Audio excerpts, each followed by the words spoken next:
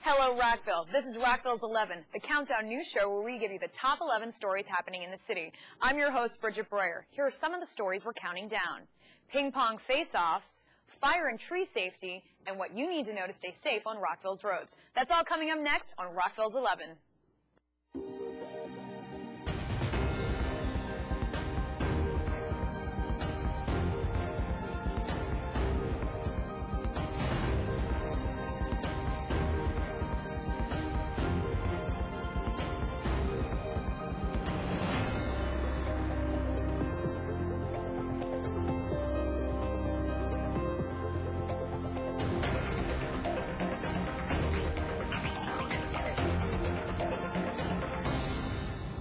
You might have wondered what's been going on with the city's water situation. Well, there's good news, and Director of Public Works Craig Simino joined us to talk about it, and this is coming in as our number 11 story. We're back in service, we're back on our water, and a 3-month project is now coming near a close. That's the latest from Rockville's Director of Public Works Craig Simino, who has been working nonstop with his crew on the city's water system. The water treatment plant is back online now. And our main line, our main 24-inch line is back in service, which means we're no longer buying water from WSSC. After Rockville endured back-to-back water main breaks over the summer, the city switched over to WSSC water in order to make repairs to the main transmission line. Contractor Pure Technologies deployed a robot with a camera to sense any potential issues in the line with electromagnetic technology. So what did that robot find? We have an aging pipe, and that we have now inspected it, so the general feeling now is with only 2 bad sections that the pipe is in pretty good shape. The city also installed a new hydraulic surge suppression tank to reduce the negative impacts from power hits, which should help to reduce stress on the system. And how does Simino feel about the integrity of the city system as we look ahead to the winter months?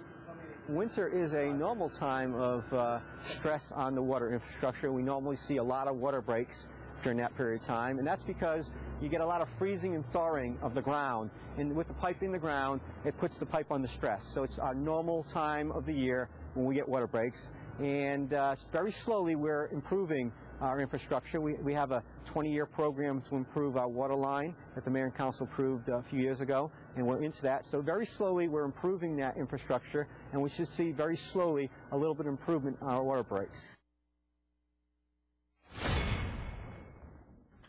Exercise, fun, a sense of pride, they all come together here at Thomas Farm Community Center when we're talking ping pong. Oh, yeah. Wow. Oh, yeah.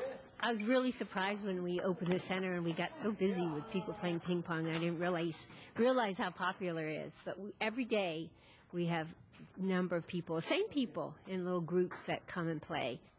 Thomas Farm Community Center Supervisor Martha Kester is thrilled that table tennis is proving to be all the rage for her members. And I think they really like it because, I mean, anybody can play. You know, it can be at different levels. It's inexpensive. All you do is have to purchase a, $30 membership, and you can come in as many times during the week as you like. I think people say it's really good exercise. And I think you can either be competitive or you can play for fun. And we saw firsthand how spirited the game can get in the multi-purpose room.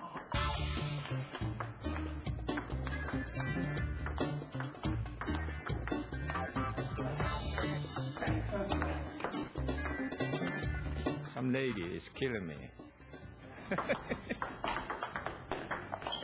Wenchi Victor Chen is a huge fan of the game. Ping pong is nice. You look at table and the area and the light. Great. Well, it's a good exercise, though. It's training our reflex and eyesight. Pretty good. Lu Lin grew up playing the game as a child. Because there's a ping pong I play since I was a childhood. In the school that time, I started playing because the ping pong game is very popular in mainland China. Not just adults are getting in on the action. Ping pong is also a hit with kids. Because it's fun, I get to, bash people. Oh, yeah, it gets a lot of stress out, which, you kind of have a lot of day in middle school. Because it's, really fun. You get to have something in your hand, and you get to hit something. Now, most people would like hitting something with something in their hand. So, I definitely recommend this sport. We checked out the inaugural Rockville's Best Dance Crew competition to find out who the best B-boys and B-girls are in Rockville. And this is coming in as our number 9 story. Bring it!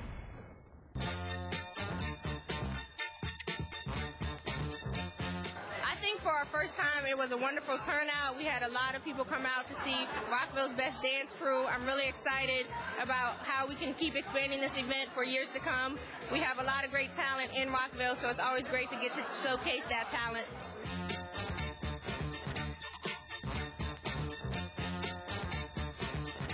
It's expressive art that express your feelings. Like if you was like mad or happy, or you express in a positive way, you know, and then besides a negative way. So like the dance helps you, you know, get that energy out and just keep things going. We're more than just people who go to school and stuff like that. We actually know how to do things like dance, and it's very, very awesome that everybody can come together and watch people just show their heart and what they do. Peerless Rockville held its 31st annual Preservation Awards, and even Rockville 11 was recognized. We were there to cover the whole event, and this is coming in as our number 8 story. The Peerless Awards program honors individuals, institutions, organizations, and businesses that have made outstanding contributions to Rockville's historic and/or architectural character. And here are this year's 2010 award winners.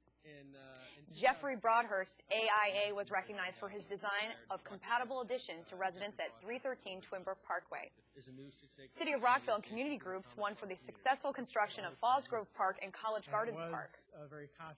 Conlan Construction Company received a preservation award for new construction at 106 Lynch Street. Clarence Hickey won for his 2009 biography of Dr. Edward E. Stone Street. Rockville 11 was recognized for A Pair of Jacks, 2 Rockville architects. And Rockville United Methodist Church received a preservation award for interior renovation and stewardship of historic property. U.S. Pharmacopoeia and HOK Architects won for the new design and construction of Twinbrook Parkway and Fisher's Lane. Herb Winkler won for energy conservation outreach and education, and the Wagman Award for historic preservation communication went to the F. Scott Fitzgerald Literary Conference. Congratulations to all the winners. Have you checked the batteries in your smoke detector lately?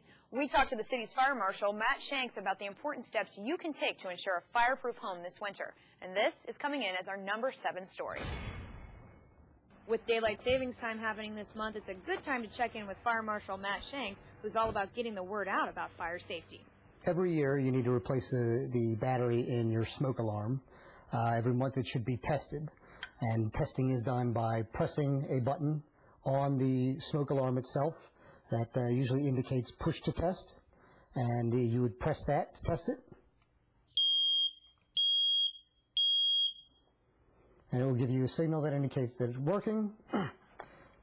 To replace the battery, simply you unhook the old one, reinstall a new battery,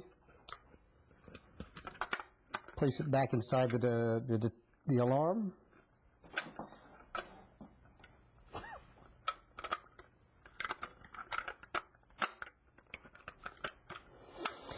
close the hatch, make sure that it works again.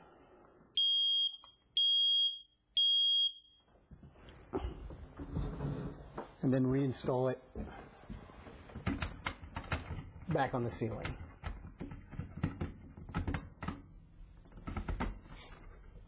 It's especially important to be vigilant during the winter months with fire safety. You're entering the heating season where you're using your heating equipment in your home, space heaters, your HVAC equipment.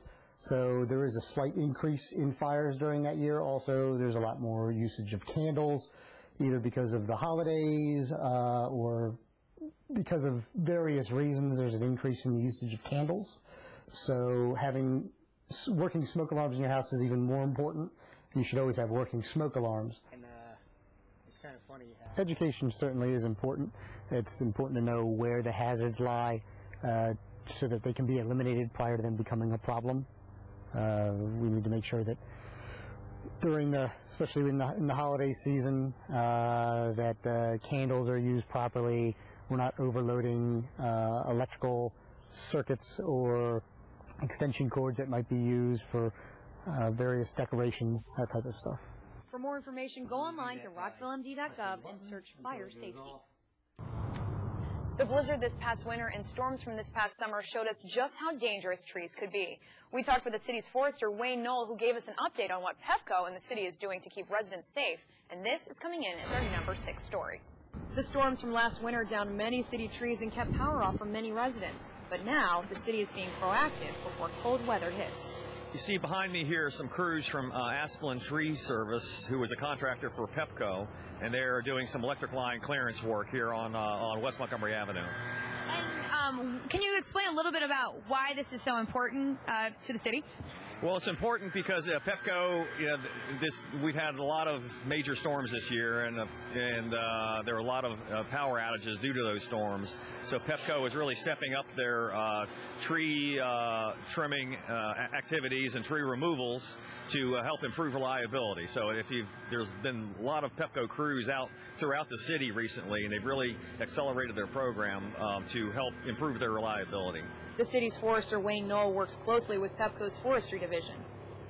We have a very close relationship with Pepco. Obviously, when there's a major storm event, we have down trees, down electric wires. That's a very dangerous situation. It's wet.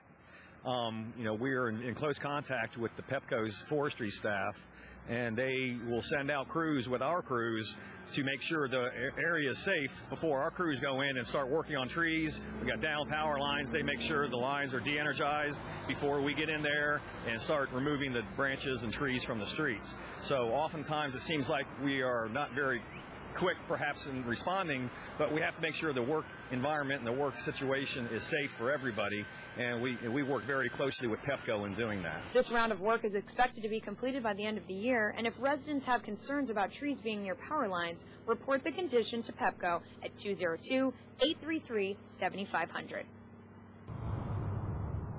Did you know that the simple act of writing a letter could have a huge impact on a U.S. troop?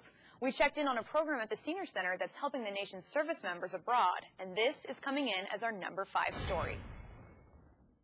George Glasgow wants to let troops serving abroad know that people back home care. And so I thought, what is there that we at the Senior Center, as seniors, can do to help show that these young men and women, that we support them and appreciate their efforts. So I thought that one thing we could do was we could get together and write some letters.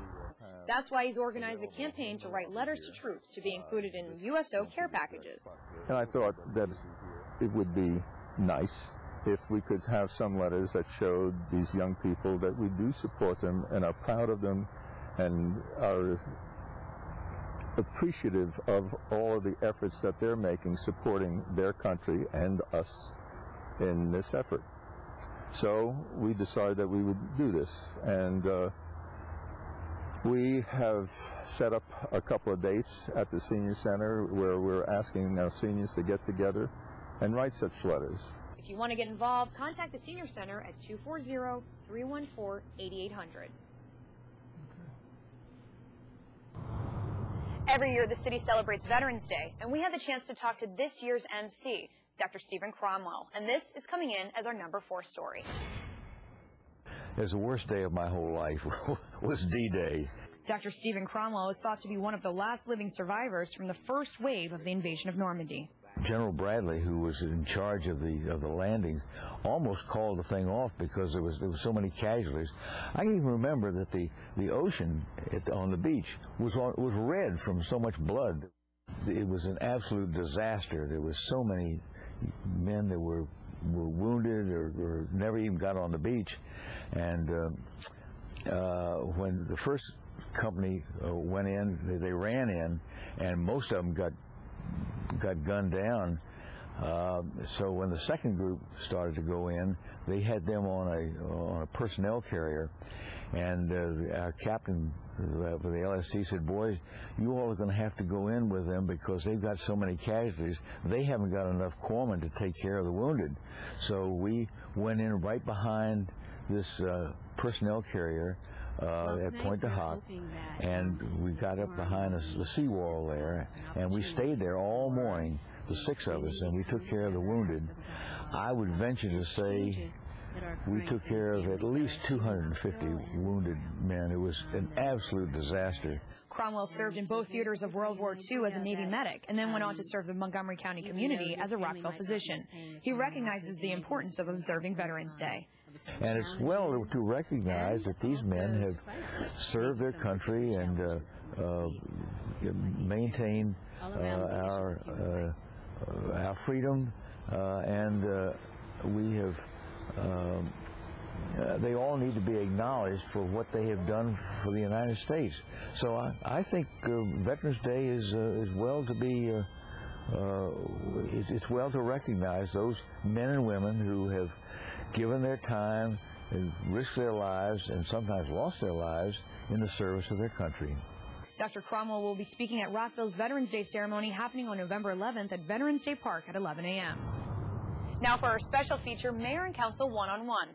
And this is coming in as our number 3 story. Mayor Phyllis Marcuccio has always had a love of science. Science is key to driving our world. We've got to know a little science or we can't make the right decisions. A former science teacher, Mayor Marcuccio recognizes the importance of exposing children to the sciences. That's why she, along with others, want to bring a science center to Rockville. There are things you need to know in this world to survive. And in my feelings, there's a science does it all. Number one, science teaches you how to think.